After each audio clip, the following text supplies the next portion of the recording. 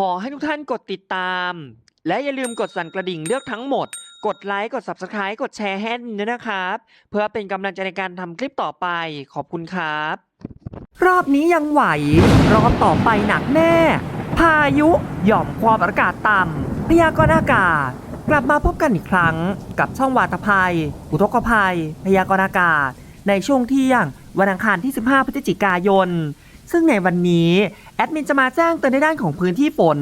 ฝนชุดใหม่ ที่จะเคลื่อนตัวเข้าสู่พื้นที่ประเทศไทย ทั้งบริเวณภาคเหนือ อีสาน กลาง กรุงเทพมหานครปริมณฑลตะวันออกรวมถึงพื้นที่ภาคใต้รวมถึงฝนชุดเก่าในชุดนี้ และประกาศแจ้งเตือนจากกรมอุตุนิยมวิทยาพื้นที่ไหนจะได้รับผลกระทบกันบ้างเดี๋ยวเราจะมารับชมรับฟังข้อมูลข่าวของช่องกันนะครับซึ่งนะครับในช่วงนี้ยังคงมีปัจจัยคือลมตะวันออกและลมตะวันออกเฉียงใต้ที่พัดนำความชื้นจากทะเลจีนใต้ทางตอนล่างเข้าปกคลุมพื้นที่บริเวณภาคเหนือทางตอนล่างภาคกลางกรุงเทพมหานครปริมณฑลภาคตะวันออกรวมถึงภาคอีสานทางตอนล่างจากในด้านของบริเวณความกดอากาศสูงหรือมวลอากาศเย็นที่อ่อนกำลังลงอย่างต่อเนื่องจึงทำให้ฝนฟ้าคะนองเคลื่อนตัวเข้าปกคลุมพื้นที่ประเทศไทยซึ่งจะพัดนำความชื้นเข้ามาแทนที่ของความหนาวเย็นจึงทำให้มีฝนฟ้าคะนองและมีฝนตกหนักบางพื้นที่ในวันนี้เช่นกันนะครับ15 พฤศจิกายน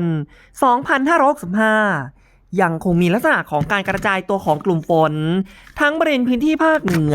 อีสานกลางกรุงเทพมหานครปริมณฑลภาคตะวันออกซึ่งพื้นที่ภาคอีสานจะเน้นเป็นอีสานทางตอนกลางจนถึงตอนล่างภาคเหนือมีลักษณะของการกระจายตัวได้ทั้งภาคเหนือทางตอนบนและภาคเหนือทางตอนล่างภาคกลางมีการกระจายตัวของฝนได้ดีรวมถึงภาคตะวันออกส่วนในวันพรุ่งนี้16 พฤศจิกายนกลุ่มฝนมีการกระจายตัวได้ดีทั้งพื้นที่ภาคเหนืออีสานกลางกรุงเทพมหานครปริมณฑลตะวันออกส่วนภาคอีสานจะเน้นบริเวณภาคอีสานทางตอนกลางถึงตอนล่างอีสานทางตอนบนฝนยังน้อย17 พฤศจิกายนกลุ่มฝนจะเน้นมีการกระจายตัวบริเวณพื้นที่ภาคเหนืออีสานทางตอนล่างภาคกลางกรุงเทพมหานครปริมณฑลรวมถึงภาคตะวันออก18 พฤศจิกายนกลุ่มฝนจะเน้นบริเวณอีสานทางตอนล่างภาคกลางกรุงเทพมหานครปริมณฑลภาคตะวันออกและบริเวณพื้นที่ภาคเหนือส่วน19 พฤศจิกายนเราจะเห็นได้ว่ากลุ่มฝนบริเวณพื้นที่ประเทศไทยทางตอนบนบริเวณพื้นที่ภาคอีสานฝนจะลดลง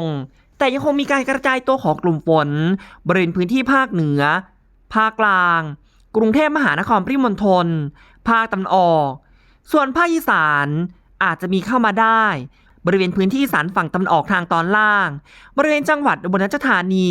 และศรีสะเกษในบางพื้นที่ซึ่งเราจะเห็นได้ว่าจะมีหย่อมความกดอากาศต่ำกำลังแรงที่จะเคลื่อนตัวจะก่อตัวจากทะเลจีนใต้ทางตอนกลางมุ่งหน้าเคลื่อนตัวเข้าสู่เวียดนามทางตอนกลางลาวทางตอนล่างกัมพูชาด้านตะวันออกหลังจากนั้นในช่วงวันที่20 พฤศจิกายนหย่อมความกดอากาศต่ำกำลังแรงลูกนี้จะเคลื่อนตัวเข้าปกคลุมอีสานทางตอนล่างบริเวณพื้นที่ประเทศกัมพูชาโดยเฉพาะนะครับอีสานทางตอนล่างบริเวณจังหวัดสุรินทร์ศรีสะเกษและอุบลราชธานีโดยจะเริ่มจากวันที่20 พฤศจิกายนจะมีฝนตกหนักถึงหนักมากเข้าปกคลุมพื้นที่บริเวณจังหวัดบุรีรัมย์สุรินทร์ศรีสะเกษและอุบลราชธานีโดยเฉพาะศรีสะเกษและอุบลราชธานีส่วนฝนตกหนักจะเน้นบริเวณจังหวัดชัยภูมิขอนแก่นมหาสารคาม101ยโสธรและบริเวณพื้นที่จังหวัดอำนาจเจริญซึ่งใกล้วันนะครับโมเดลอาจจะเปลี่ยนแปลงได้อีกแอดมินจะไล่เรียงให้ฟังในทุกวันนะครับที่มีการพยากรณ์ในช่วงเที่ยงและในช่วงเย็น21 พฤศจิกายนกลุ่มฝนจะกระจายตัวบริเวณพื้นที่ภาคอีสานโดยเฉพาะอีสานทางตอนกลางจนถึงตอนล่างรวมถึงภาคกลางกรุงเทพมหานครปริมณฑลภาคตะวันออกและภาคใต้ทางตอนบนจากนั้น22 พฤศจิกายนจะมีกลุ่มฝนกระจายตัวบริเวณพื้นที่ภาคเหนือทางตอนล่างภาคกลางกรุงเทพมหานครปริมณฑลภาคตะวันออกอีสานทางตอนกลางถึงตอนล่าง ส่วนอีสานทางตอนบนเหนือทางตอนบนฝนน้อย 23 พฤศจิกายน กลุ่มฝนจะมีการกระจายตัวเพิ่มมากขึ้นอีสานทางตอนบน อีสานทางตอนกลาง อีสานทางตอนล่าง มีตกได้ต่อเนื่อง รวมถึงภาคเหนือทางตอนล่าง ภาคกลางกรุงเทพมหานครปริมณฑลจะมีฝนตกหนักเข้ามาบางพื้นที่ รวมถึงภาคตะวันออกและภาคใต้ทางตอนบน 24 พฤศจิกายน 2565 จะมีฝนฟ้าคะนองบริเวณพื้นที่ภาคเหนือทางตอนล่าง เน้นฝนเล็กน้อยถึงปานกลาง ฝนเล็กน้อยปานกลางถึงหนักปกคลุมพื้นที่ภาคอีสาน ภาคกลางกรุงเทพมหานครปริมณฑล รวมถึงภาคตะวันออกและภาคใต้ทางตอนบน สิ้นสุดโมเดลที่วันที่ 24 พฤศจิกายน 2565 จากการไล่เรียงโมเดล ECMWF Meteorologic Block นะครับ ส่วนในด้านของการคาดการณ์ ECMWF-windy.com เดี๋ยวแอดมินจะไล่เรียงให้ฟังในช่วงเย็นของวันนี้นะครับ เรามาดูฝนคร่าวๆแล้วในวันนี้ จากการคาดการณ์ของโมเดล ในวันนี้จะมีฝนฟ้าคะนองกระจาย ทั้งพื้นที่ภาคเหนือ อีสานทางตอนกลางถึงตอนล่าง ภาคกลางกรุงเทพมหานครปริมณฑล รวมถึงภาคตะวันออก และบริเวณพื้นที่ภาคใต้มีฝนตามฤดูกาลนะครับ ซึ่งฝนมีลักษณะของการกระจายตัวของพื้นที่ในหลายพื้นที่จังหวัด ยกเว้นพื้นที่บริเวณภาคอีสานทางตอนบน แต่ตกได้บางพื้นที่นะครับไม่ทุกพื้นที่ ซึ่งพื้นที่ประเทศไทยทางตอนบนในวันนี้ทั้งปริมาณและการกระจายตัวของกลุ่มฝนจะเพิ่มมากขึ้น โดยเฉพาะฝั่งล่างๆนะครับ จะมีฝนฟ้าคะนองอยู่ที่ประมาณ 40 จนถึง 60% ของพื้นที่ ส่วนฝั่งบนๆขึ้นมาหน่อย ฝนฟ้าคะนองก็จะค่อยๆลดลง เป็น 20 จนถึง 30% ของพื้นที่ และจะมีฝนตกหนักลมกระโชกแรงเข้ามาในบางพื้นที่ ที่มีอากาศร้อนเดิม อากาศร้อนสะสม ขอให้ระวังพื้นที่ที่จะมีพายุฝนฟ้าคะนองเข้ามาได้ในบางพื้นที่นะครับในวันนี้ ส่วนในด้านของพื้นที่ภาคใต้ ก็จะมีฝนตกฟ้าคะนองเข้ามา จากทางด้านของกรมอุตุนิยมวิทยา ศูนย์อุตุนิยมวิทยาภาคใต้ฝั่งตะวันออกได้ออกมาประกาศแจ้งเตือน ล่าสุดเป็นฉบับที่ 12 เตือนฝนตกหนักถึงหนักมากบริเวณพื้นที่ภาคใต้ฝั่งตะวันออกกับผลกระทบ 15-16 พฤศจิกายน 2565 จากร่องมรสุม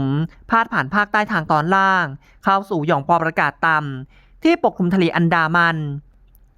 ประกอบกับมรสุมตะวันออกเฉียงเหนือที่ปกคลุมภาคใต้ทางตอนบนทำให้ภาคใต้ฝั่งตะวันออกมีฝนตกชุกหลายพื้นที่ฝนตกหนักถึงหนักมากบางพื้นที่ 15-16 พฤศจิกายนนี้ส่งผลทำให้ 15 พฤศจิกายนมีฝนตกหนักถึงหนักมากบางพื้นที่บริเวณนครศรีธรรมราชพัทลุงสงขลาปัตตานียะลารวมถึงบริเวณจังหวัดนราธิวาสส่วนพื้นที่ฝนตกหนักบางแห่งบริเวณจังหวัดประจวบคีรีขันธ์ชุมพรสุราษฎร์ธานีและปัตตานีซึ่ง 16 พฤศจิกายนบริเวณพื้นที่ที่จะมีฝนตกหนักบางพื้นที่บริเวณสุราษฎร์ธานีนครศรีธรรมราชพัทลุงสงขลาปัตตานียะลาและนราธิวาสขอให้ประชาชนบริเวณพื้นที่เสี่ยงภัยระวังอันตรายจากฝนตกหนักถึงหนักมากปริมาณฝนสะสมซึ่งอาจจะทำให้เกิดน้ำท่วมฉับพลัน